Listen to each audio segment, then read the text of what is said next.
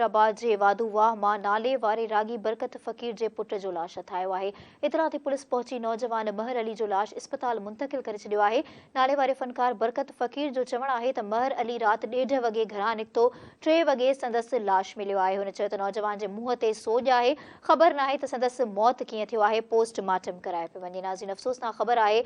अवां खे आगाह कंदासीं हैदराबाद जे वाधूवाह मां नाले वारे रागी बरकत फ़कीर जे पुट जो लाश हथायो आहे।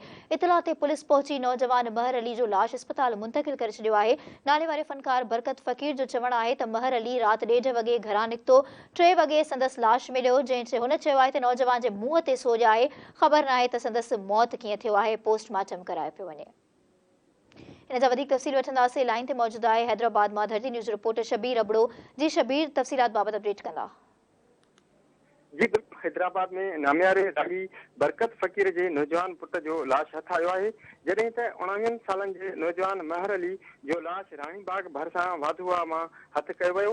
उन हवाले सां नौजवान जे वालिद बरकत अली जो चवणु आहे त महर अली रात 1:30 वॻे घरां निकितो ऐं 3 बजे संदसि लाश मिलियो आहे।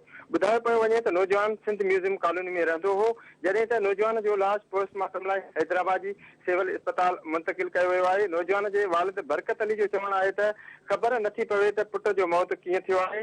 मुंहं ते सोज बि अथसि। ॿिए पासे राब्तो करण ते SHO कैंट अज़ीज़ुल्ला ॿुधायो त नौजवान जो लाश वाधूवाह मां मिलियो आहे ऐं वाक़े वारे हंधां संदसि मोटरसाइकिल बि मिली आहे। उन ॿुधायो त पोस्टमार्टम रिपोर्ट अचण बाद ख़बर पवंदी त नौजवान रोड हादसे में फौत थियो आहे या ॿियो कोई मामिलो आहे। वधीक जांच कई पई वञे।